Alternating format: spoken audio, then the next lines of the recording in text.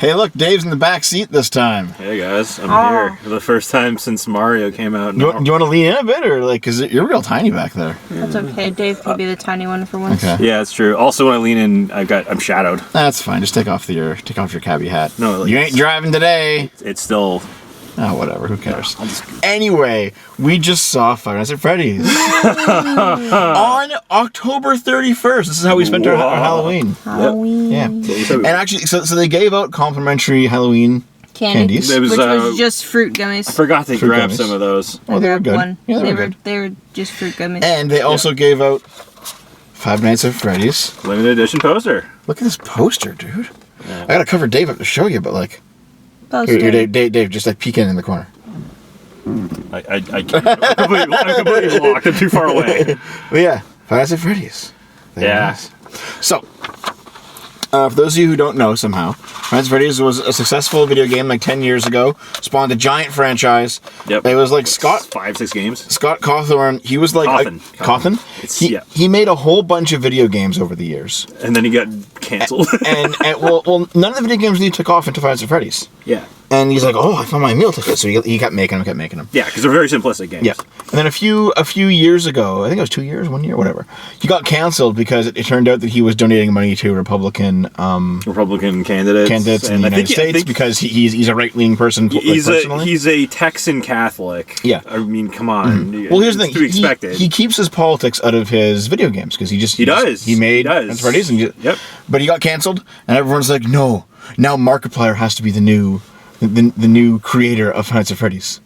You know, it's strange because like Markiplier doesn't make games. I know, but like here's the thing: they did it with J.K. Rowling and Harry Potter too. They're like, no, we're gonna give the ownership, the cultural ownership of who created Harry Potter to the actors that played the characters in the movies because they're not transphobic, while J.K. Rowling's transphobic. And it's like, hold on, there's basically this whole thing of like we're going to strip these things that you created away from you because your politics are there's a whole thing called it's stupid. Copyright law. Yeah, well, they're saying like culturally, like we're not going to treat Scott Cawthon or J.K. Rowling as the person. Whatever, I don't fucking care. Pronounce something right in your life. I am awake. Stop poking me. I was poking you during the movie too because you're like. I noticed you were kind of slumped over, Naomi. I was tired. You sleep hard. Listen, I tried to pound back much caffeine that was not coffee and it did not help, so I don't want to fucking hear it. I offered you to. I didn't want a coffee. I offered to make you something before the stream tonight. Earlier. Yeah. Okay, guys, hello. Listen, so basically he got canceled.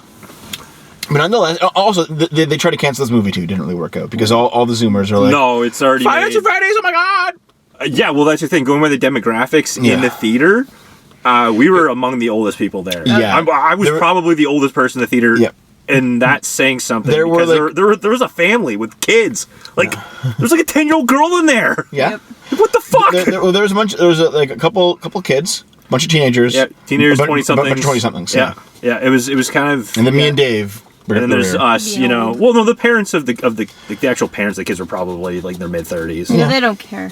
They're just there to supervise. Yeah, they're just there to, you know. And here's the thing: like this movie came out 5 days ago or something. Came out on the 27th. And we saw the latest showing. Yeah. So like 10 o'clock. Or no, it wasn't the latest. Oh no, 9:30. It was 9:30. It was AVX. So it's the one with like the reclining seats and stuff. So basically, we basically went to a theater that was reasonably packed for what we do, seeing shows late and on cheap days. Yeah. But no one was annoying though. No, it was not. No, I heard some whispering from the guys to the left of us, but one person's phone went off. It wasn't a big deal. I had a couple of notifications, but you know, like no one was on the phone. I didn't see any lights light up. What I mean is I'm sure this was like a packed theater on its opening day. Yeah. Yes, and it might have been the earlier showing today because it's Halloween. It's literally Halloween. It's Halloween. Yes. Yeah. Anyway, so Five Nights at Freddy's video game. The story of the video game is very simple. It's a security guard, and he's at the Freddy Fazbear's. He gets Freddy Fazbear's Pizzeria, And it's a place that broke down in the 80s, and you have to be a security guard for it, and it turns out the animatronics are all alive, and they come to kill you. Yep. And you're managing your energy meter while like checking the cameras and opening and closing turning doors. the lights on in the hallway. You're keeping the door closed. You're checking the cameras and checking for the sound. And basically, if you mess up, they come in and they kill you with a jump scare. But I mean, it's just basically them going rah like that. You know, it's just and then it was so popular. Yeah, especially because Matt, Pat, and Markiplier both boosted the game on their channels. And PewDiePie. It spawned a whole series and a whole crazy lore mythos, and it made several YouTubers' careers. And so much that MatPat actually had a guest spot in this movie as a waiter. And he said, "That's just a theory." Well, we were talking about lunch being the most important meal of the day, and they're like, "Well, I think it's breakfast." He goes, "You're gonna spoil everything." It's just like, come on. Okay, well, yeah, but whatever. Okay, so Naomi. That's the storyline of the game, and there's several games. I'll kind of do the same thing. Now, when you adapt something like later ones are a little more when you adapt something like this to a movie, you have to you have to give it a backstory. You have to flesh it out. So Naomi, tell us what happened in the movie. People died. Wake up! Wake up! Wake up! Tell us what happened in the movie. Okay. So the security guard is Mike. And he is a fucking disaster. Yep. He has no parents, so he's taking care of his sister. So he's way older than his sister too. Yeah, he's like maybe middle to late 20s. I think they intended him to be like 18 or 19, and his sister like 10 or. Well, they could have had a younger actor than Josh Hutcherson. It's fine. Yeah. Josh Hutcherson was nice to look at. I don't care. Yeah. Anyway. He kind of sleptwalked through the whole. Anyway. Yeah, he did. Yeah. So. He's taking care of his little sister. He's a mess, so he's trying to find a job. She has maybe mental issues. That was never really explained. So, he's looking for a job. Shaggy from the live-action Scooby-Doo is just hey, I can give you a job, but it fucking sucks, and the pay is terrible, and that's just how it is. And the pay's terrible, and the hours are worse. Yep, and Mike with the waffles, because he's just like, I can't work nights because of my sister, and yada, yada, yada, then decides that he actually... He was just like, I'm going to take this job because otherwise the aunt is going to steal my sister away. There's always an evil aunt. Also, it's important to note that Shaggy, he's actually he's like a middle manager, like a job search center. He's a career counselor. Yeah. He's like, listen, you failed out of your other jobs. I got one job for you. Yeah. And then he sees the guy's name too, and he's like, you want some coffee? So there's clearly some kind of really messed up backstory that no one knew about. Anyway, so he goes to Freddy. So Mike goes to Freddy Fazbear's, and it's just like, all right, I'm a security guard, and obviously sleeps on the job on the first day because why the fuck not? Yeah, he's taking it's lorazepam. It doesn't matter. Think of sleeping pills. It's sleeping pills. It's something that I've actually taken at some point in my life, and it's basically like a sedative. Yeah. Anyway, also to add, Mike has weird dreams. Not really weird dreams, but he keeps going back into the moment in time of when his other little brother was stolen away by some man. By a kidnapper. A literal child. You notice how fast that was, that transition? It's just like, oh, there's a Frisbee. Oh, he goes and picks it up, and it's like immediately the kid's not even screaming. He's just in the car. You see the car pull away. It's like, what the fuck? Well, his logic is that he wants to try and recall any details to find his kidnapper. Yeah, that's why he takes a little lorazepam. Yeah. So anyway, he sleeps on the job, has this dream. Yeah. Turns out the dream changes at the very end, and children appear. Because they're in the... He's in the... Yes, because he's in Freddy Fazbear's. I already said this. He's in a psychic bubble. Anyway, so first night, other than the weird dreams, totally normal. Except for the fact that that happened on the second night. Yeah. So, first night, totally normal. He goes home, does life, goes back again. Yep. Second night, he has the same dream, but was able to like catch up to one of the kids who had run away. Trying not to tell him anything. Well, these kids showed up at all. Weird dreams. He gets stabbed, and it was the first jump scare with the kid stabbing him with a hook. Yeah, black eyes. That wasn't that scary. Surprise! I didn't even get that. No jump scares were that scary, to be honest. No, that was like really incredibly disappointing about this movie. I don't like being jump scared, but like none of them were scary. The only like funny jump scares were the fact that the little balloon boy from the second game, like he's not even in the movie. Just there's like a little doll of him, and it like always just appears in like random lockers. Yeah, he opens the locker in the security office and goes, Bleh! Yeah, so he just turns around. Yeah, he gets freaked out. Yeah. It was funny. That was pretty funny. Those are funny. Anyway, so the second night, then a random cop lady shows up out of nowhere, and she accuses him of sleeping on the job, which he was. he decides to be cagey. They have this whole fucking back and forth, like, not talking, but talking about what's going on. What about the rest of your beat? Like, she's actually on patrol. Yeah, she just spends, like, the whole fucking night with him. It's very strange. It's very odd. Anyway, so... Well, she not the first time. The first time she kind of went... She fucked off. No, she went the whole night with him. No, the first time she fucked off, and then she drove back at 6 a.m. Is that what happened? Yeah, she drove back at 6 a.m. I don't fucking know. But it doesn't matter. Locking the door and she drives up. That's the second time, I think, Dave. It doesn't matter, though. Well, regardless. The first... what's important here is that every horror movie, as the main character is like discovering the supernatural element of the story, there's always like a mentor character who shows up and says, "Here's the lore of why the monsters are trying to kill people," and she is that character. She wasn't even a fucking mentor. She was just the lore secret keeper. That's what I mean. Yeah. Yeah, but like literal secret keeper, like would have been so easy to just be like, "Oh, hey, by the way." Well, if she's hiding something. If she just said everything from the get-go, that's boring. But everything would have been solved, and she has no reason to not say it. The movie would be like 20 minutes long. She kind of did, but anyway, it's a lame reason. It's a lame reason. Yeah. Anyway, so they spend the whole night together, even though she leaves and comes back, and then that's that. So third day, he goes back and does life. However, nope, I'm forgetting what happened. I remember the he had a friend that was babysitting. So he had a friend that was babysitting. Oh, right, that's right. They meet at the diner. Yeah. And they're getting coerced by the evil aunt who wants to take custody. And her lawyer. They're getting coerced. They're getting hired. Okay, so to actually outline this nicely, evil aunt wants custody of Mike's sister for the money. For the money. Yep. And meanwhile, Mike has a babysitter, and it turns out the babysitter is and her boyfriend, and also their friends, are all in cahoots with the evil aunt because she's there babysitting for free to try to find evil things about Mike. She doesn't find anything, so then she's trying to report him to CPS. Yeah, so anyway, the boyfriend is like, dude, how about we just break into Freddy Fazbear's and fuck the place up and get him fired, and that way he'll be jobless, and that way you can have the kid if you pay us $2,000. And she says, fine. Well, $1,000. Also, how is it that this place has a reputation? How the fuck is it that these people are just that naive? They're like, I'm just gonna break in because they're punks. They're dumb. They actually are really stupid. They're dumb punks, but like I don't think the place has that much of a reputation. Like at this point in the movie, the police woman made it seem like it had a reputation, but she also literally knew every single fucking thing that was happening in the movie. Probably some grease palms along the way. Between 1987 and 2000. By the way, it takes place in 2000. Anyway, so the thugs go during the day because this is a night shift job. Yep. Go to Freddy Fazbear's and fuck that shit up. They go and steal a bunch of random tokens. All the tokens. I think they were supposed to be quarters, but they were definitely tokens. Yeah, I think they're supposed to be coins, but they look like gold coins. Yeah. Anyway, they're breaking things. They're fucking shit up anyway. So then the animatronics are just like, well, we don't like that. Yeah. So they kill them all.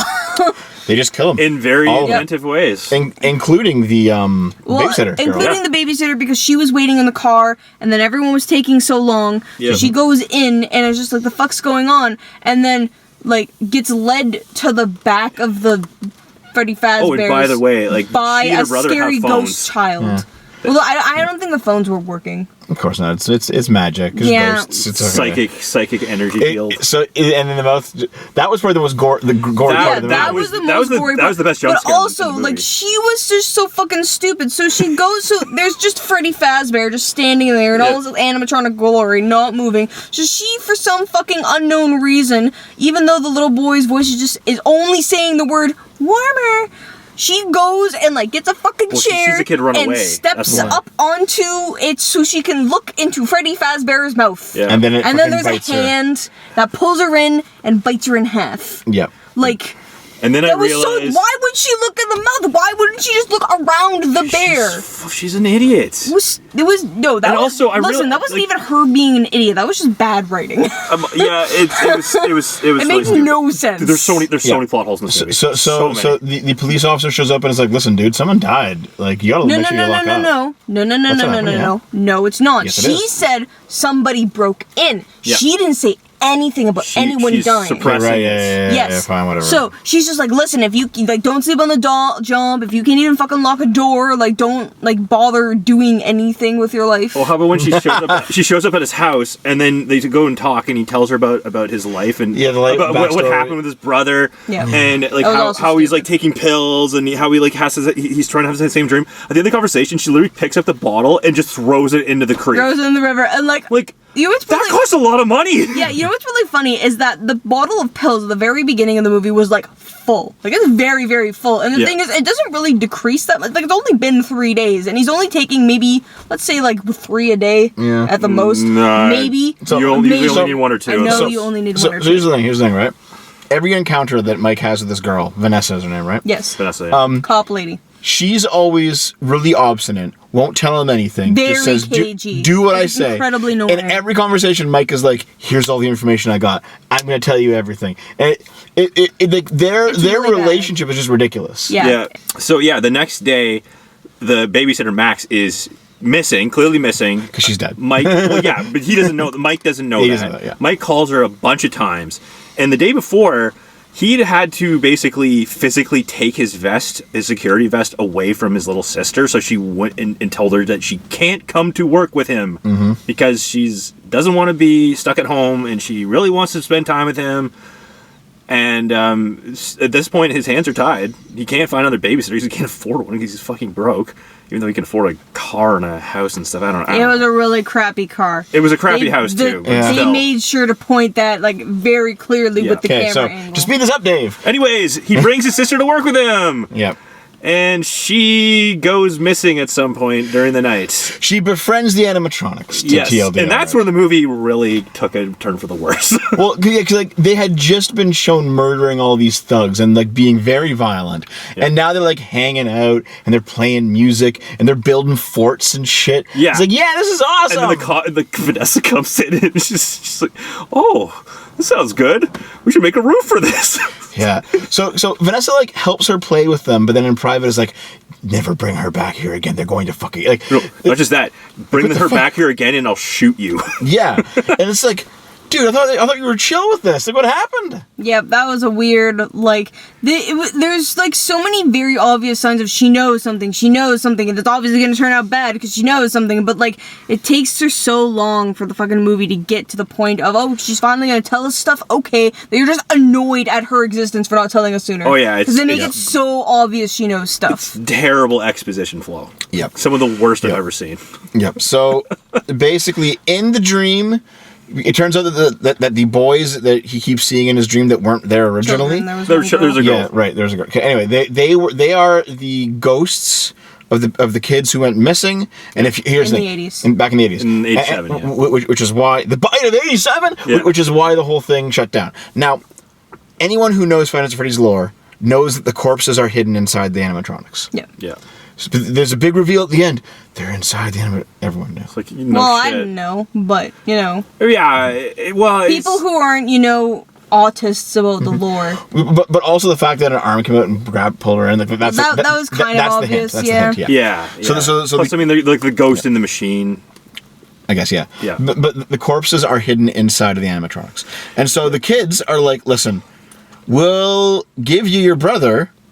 Which just turns out to be a fake game. It's a dream. Yeah, no, it was. But if you give us your sister, nice dream every night. Yeah. If you give us Abby. Yeah, because he can lucid dream. It's almost like living in real life, right? Yeah, it's like spending his time with his perfect family because his mom died and then his dad I guess his dad killed himself. I think that's what he's implying. I think he said that he couldn't handle it, so he ran away or something. Or something like that. Yeah, he either killed himself or he ran away. They actually didn't clearly say it's unexplained. No, he just kind of trailed off. In any case, he's like, this is kind of nice. Well, wait, no, I don't want to do this. Yeah. And then they all get mad and try to kill him. Yep. And then this slash him like every one of them slashes him. So like the ghosts attack him in his dream. Then he wakes up. And the animatronics, who are the ghosts, attack him in real life. Yep. So really shitty Nightmare on Elm Street. Yeah. But he's also very injured in real life from the dream. He is. Yeah. Which is Nightmare on Elm Street. He's patched up with the doctor. The doctor gives him taser. Yeah. By the cop lady. Right. Sorry, the cop lady. Yes. Yeah. She brings him to a police. What was it? Some kind of like a police supply depot. Yeah, that's it. Which is just like, I guess, a building somewhere that has like stuff. It says it has a whole bunch of medical supplies. Is that even a real thing? I don't fucking maybe. Probably, yeah. Who knows? Yeah. But anyway, I would say so. Possibly, maybe in like really remote. Like areas. an armory, you know, like an armory would have weaponry and armor, but it also it would have medical supplies. Anyway, she gives him tasers and she patches him up, and it's like it's time for you to go do battle against Freddy Fazbear. You need these. And he's just like, you knew all this time. She's like, of course I did. Of course I knew. Because the evil person that made this, the Freddy Fazbear's and is controlling the puppets is my father. My father. And like that was the one instance where I was like, she was just like, I can't come, like I literally won't be able to help you. I was like, you know what, that's fair. Yeah, I get that. Spoiler, she shows up anyways. She shows up anyways. It's dumb. Which was stupid. Yep. So he goes back to try and save Abby. Now here's where here's one part I just really didn't get. So there's the Golden Bunny, right? Yeah. And I think the Golden Bunny is from one of the future games, but they completely change it. It's just the name is the same though. Yeah, probably. It's just the job search guy wearing the suit. Yeah. Yeah. Now, which is why he was acting so weird at the beginning. Yeah. So it actually made sense. I thought he was just acting poorly. No, that makes sense. Yeah. No, that makes sense. He was just being cagey. So if it is the case that the job search guy is actually the guy who owns Freddy Fazbear's and has been luring people to the location security guards to kill them for his sick fantasies because he controls the ghosts. And if that's all the case, missing persons reports. Yeah. And well, apparently Vanessa helps him with it. Like, yes. Yeah, Vanessa helps him with it. It was a throwaway line at the end that she was just like, assisting. You're supposed to keep shit quiet. That's why you're a cop. Yeah, exactly. So he's been controlling all this because he knows that there's ghosts. He controls the ghosts and he wants to kill people. Why is he in the suit? Oh, no, that's just part of the sick fantasy. So at the very beginning, like during the intro, there was just pictures of what the story was going to be. Yeah. So there was pictures of this rabbit in the suit luring children away because he originally worked there. That's because that was the best place to get children from. Yeah. Yeah, because it's, so he was wearing the suit because, as in another throwaway line, they mentioned that in older models, people can wear the suits. Yeah. That's why they have the spring lock. Yeah. Yeah, and that's why which storage room. Buckled him in the end. Yeah, Vanessa goes and pokes it, and it's clearly some kind of foreshadowing. Yeah. It's like a steel rib cage. So rib cage. It turns out that because Abby made friends with the ghosts, she is able to be like, here's what he actually did to you. She draws a picture, and then the ghosts, all the animatronics turn on. Well, no, it's because they trust her. Yes, that's the reason why. They trust her so she showed with a picture, They being like, "Hey, by the way, this is what actually happened, guys." Yeah, it's all them just being stabbed. Yeah. Just them with the X's for eyes. Yep. And then they turn on him. They drag him away to be all fucked up. Not just that. There's a little cupcake guy. He actually goes and attaches to the suit, and that activates the spring lock. Yeah. Yeah, it's pretty gruesome. Meanwhile, Vanessa gets stabbed by her own dad in the fight, and she's in a coma at the end of the movie. But everyone's happy-go-lucky otherwise. She should not have survived that. Well, so there's a bunch of weird shit, right? So apparently, Freddy leaves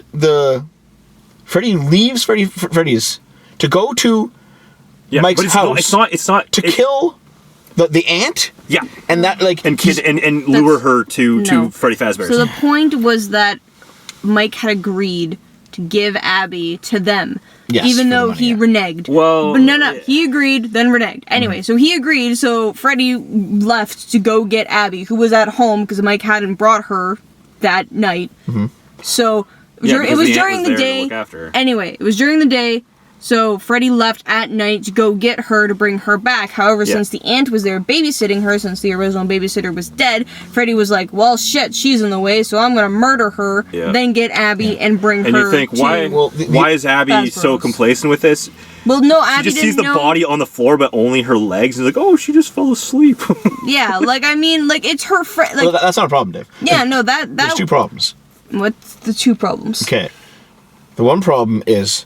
How did Freddy leave? He walked. Just no problem with this animatronic. It was daytime when he left. It was no one's gonna see it. He got there. No one's gonna see it. So listen, wherever the fuck they were living, you see weird shit all the time. Have you not seen weird people? Like there's a goddamn maple leaf that just walks down our street sometimes. That just walks down Regent Street. You mean sometimes. the tax employee? Yeah. Yeah. That's fucking weird, and I just ignore it. Yeah, but that's at least something involving an actual business. How do you know the bear is out of business? 2. The corpse is left there, and it's just never addressed. Yeah, they never address it. No, She's just gone. Address it afterwards. No missing persons filed or. It's like, hey, the cops are like, hey, you had this like legal dispute with your aunt whose body was found. Well, what happened to the lawyer? Mangled in your living room. Yep. Nope, just never mentioned. My only. That was a bigger problem. My headcanon on it was, she only got knocked out. Yeah. Nah, she's dead. She's fucking dead, dude. She's dead. Well, it's the only thing that makes sense in terms of like a police report. It's like, oh, you got knocked out and blah blah blah. It's like, listen, otherwise... it makes more sense that she's dead. And Mike realized, shit, they killed her. Then also realized, shit, I'm gonna get framed. So her Mike body's in the backyard. dissolves her in a bathtub. Her body's in the backyard. So here's the thing. I think they're setting a few things up for a sequel. 1, Vanessa's in a coma at the end of the movie, and that's not resolved. And 2. One of the throwaway lines when they're dragging away old Mr. Pedophile. William Afton. Yeah. They're dragging him away. Is not like they don't just kill him. It's like they're turning him into a doll. So he's not dead, I don't think. But he kind of did to himself too. He put the head on. Yeah, no, listen. That was weird. Like, 1, it's never actually explained how he controls the kids. Yeah. Cuz like there's definitely some like weird magic-y weird shit going on there because like they mentioned lithium batteries, but that's the kids don't turn against Abby until like he shows up, and then Vanessa was all just like, well, he knows you're coming for him now, and I was like, how? He hasn't been there. Yep. He doesn't know what's going on unless you're updating 500. him.